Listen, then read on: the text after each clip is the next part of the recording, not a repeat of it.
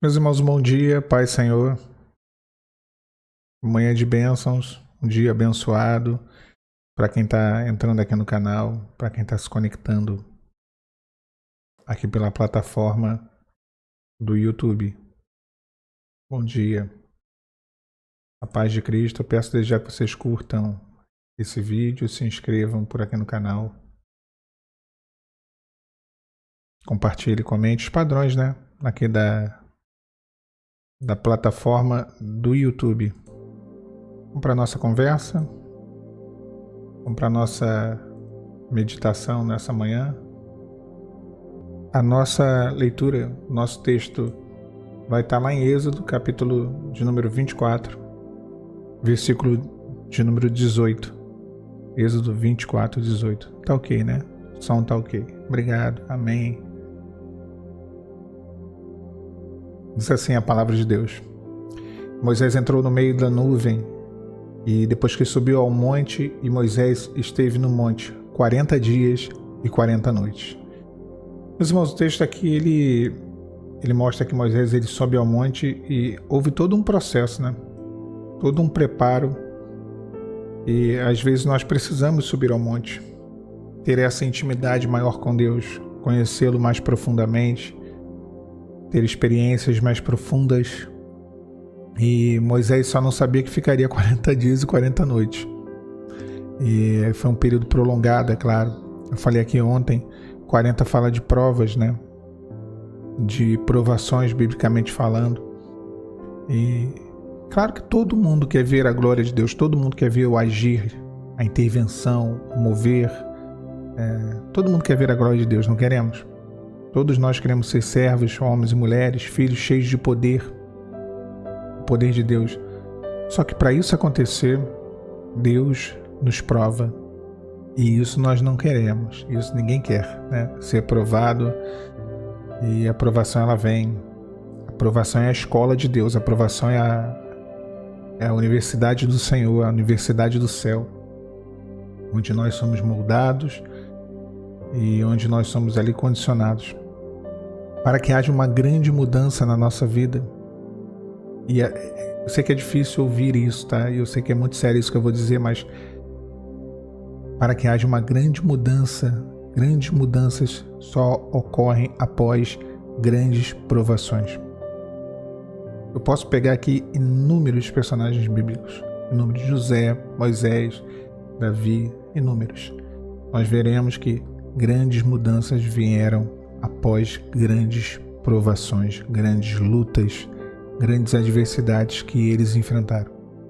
Então sim, a prova, o sofrimento, a angústia, as adversidades, elas fazem parte da agenda de Deus. Moisés ficou 40 dias e 40 noites, uma forma de contar, né, os dias, dia e noite. Fala de provas diferentes, né? 40 dias, né, falam de provas do nosso cotidiano, as provas que nós temos só por existir mesmo, tá? É a prova de quem existe, né? Todo mundo passa por enfermidade, problema na família, problema nas finanças, no trabalho. Todo mundo passa por perseguições, obstáculos, dificuldades para ir à igreja. Isso aí todo mundo vive, tá? Os 40 dias são as provas que todo mundo vive, todo mundo tem. Não precisa nem ser cristão para poder viver esse tipo de coisa. Não precisa nem ser um homem de Deus, uma mulher de Deus. Não. Agora, as provas das 40 noites, né? 40 dias e 40 noites. 40 noites é um momento profético. A noite fala do momento espiritual que nós vivemos. É a prova que a igreja passa. É a aprovação da igreja, é o momento que nós vivemos, que é um momento onde o amor esfriou, mas isso traz repercussões, claro, de uma forma geral, mas a igreja ela passa muito por essa questão da heresia, da apostasia, do abandono da fé, do abandono da verdade, dos falsos profetas, essas questões todas que impactam na nossa experiência de salvação. Então, as 40 noites mostra esse momento que antecede o arrebatamento da igreja, que é o nascer de um novo dia. Então, essa é a prova que só a igreja tem, né? Só a igreja passa. Todos os dias eram 40 dias e 40 noites, né? Então a prova se repete. A sequência era um dia e uma noite. Um dia, primeiro dia, primeira noite. Segundo dia, segunda noite. Foi assim até 40. O preparo. Nossa jornada também é assim, né? Todos os dias nós enfrentamos esses dois tipos de provação, esses dois tipos de lutas, esses dois tipos de embate. As provas que vemos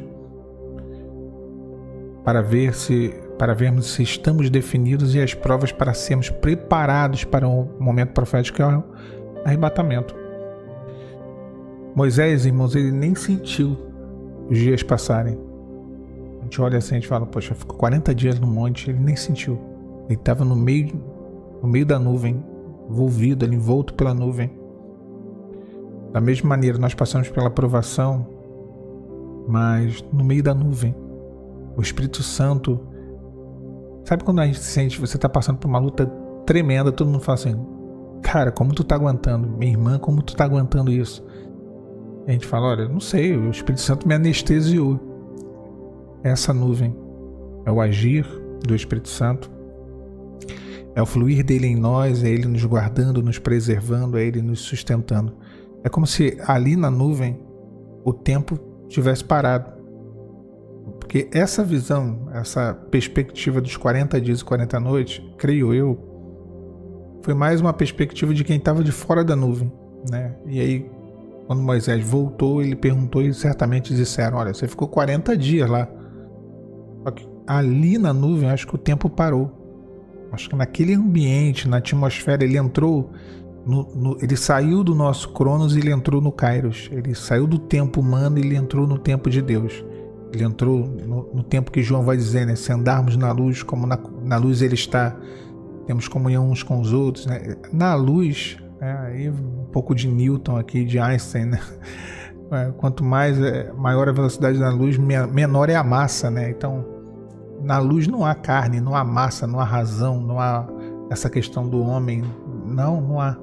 Ele saiu do tempo humano, e quando nós saímos do tempo humano, e aqui esse é o ponto, né? Orar ao Senhor é subir ao monte. Estar na presença de Deus, conectado com Deus, essa comunhão, isso aí é entrar nessa atmosfera de glória, de sustento, de proteção, sabe? É entrar nesse nível de comunhão com Deus. Todo mundo, eu creio que a maioria talvez já tenha vivido isso. Quando a gente passa por uma batalha, por uma provação que é tão intensa, ela dura por tanto tempo, que é algo tão forte que a gente não sabe como sobreviveu aquilo. Ou seja, a gente sabe, né? Foi um milagre, uma operação do Espírito Santo. Isso é a nuvem. É a nuvem que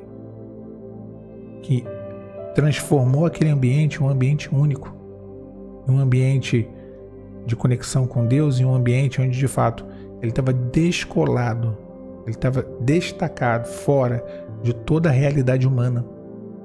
E quantas vezes Deus faz assim? Tem até a frase do C.S. Lewis que eu gosto, né? Que ele fala assim, a paz que excede entendimento. Para viver a paz que excede todo entendimento, devemos abrir mão de entender as coisas. Quando você se descola da realidade, você não se prende mais, você não se apega mais a enfermidades, você não se apega mais às finanças quebradas, você não se apega mais à sua família destruída, você não se apega mais à luta que tanto te incomoda. Você vai além daquilo. Você sobe no monte, você é rodeado dessa densa nuvem, né? E o texto, ele mostra, né, lá em Hebreus, ele mostra claramente o tamanho era o poder, né, daquela situação. Vou procurar o texto aqui e vou mostrar para vocês. O tamanho era o poder da operação do Senhor, que se alguém tentasse subir ali, não conseguiria subir devido à manifestação, né, do Espírito Santo. Então, era algo que Moisés viveu aquilo ali, mas só realmente porque o Senhor permitiu que ele subisse, que ele vivesse, que ele, né, experimentasse aquele momento, porque era algo tremendo, era algo muito acima, né, daquilo que era a nossa compreensão.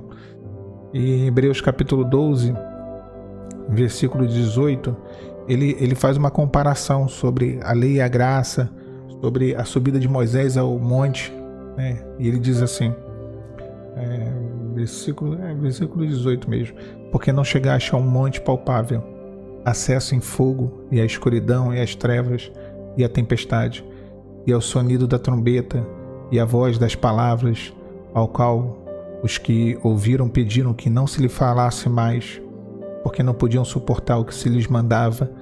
Se até um animal tocar o monte, será apedrejado e passado com um dardo. E tão terrível era a visão que Moisés disse: estou todo assombrado e tremendo. Aí ele fala da graça, né? O que a graça possibilita. O monte, não o monte do acesso em fogo, mas chegaste ao Monte Sião, a cidade do Deus vivo, a nova Jerusalém celestial, e aos muito milhares de anjos, a universal assembleia, a igreja dos primogênitos que estão inscritos no céu, e ao Deus, o juiz de todos, e ao Espírito dos justos, aperfeiçoados. Aqui é finalizar a coisa mais linda.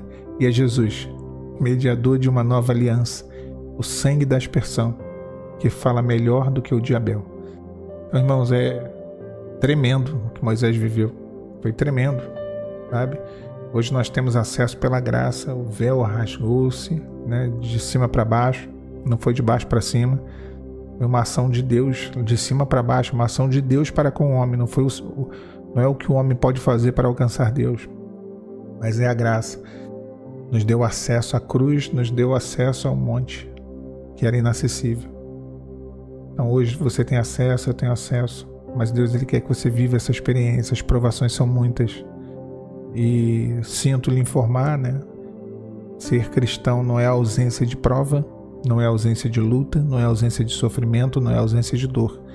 A gente tem uma mania ruim, um pensamento equivocado de que, olha, não, quanto mais eu servir a Deus, mais poupado eu serei das provações. Duvido. Isaías 53 diz que quando passares pelas provas eu estarei contigo. Não está dizendo, você não vai passar mais por prova. Né? A promessa que ninguém quer ouvir é aquela que Jesus deu, né? No mundo tereis aflições. Ele prometeu que teríamos aflições, né? A gente não quer ter aflição. Ninguém gosta de passar por dificuldade. Mas como eu iniciei dizendo, vou aqui finalizar. A prova faz parte da agenda de exaltação do Senhor para as nossas vidas. Se você está passando por uma prova, quanto maior o teu gigante, quanto maior a tua prova, maiores são as mudanças que Deus está trazendo para a tua vida. Maior será a tua exaltação. E aqui não é clichê não, tá? Não é clichê, não é frasezinha pronta não. Isso é bíblico. Deus está te levando a uma agenda de provação para, por fim, te conduzir a uma agenda de exaltação. Uma agenda de mudanças e transformação na sua vida. Tá bom? Deus abençoe vocês.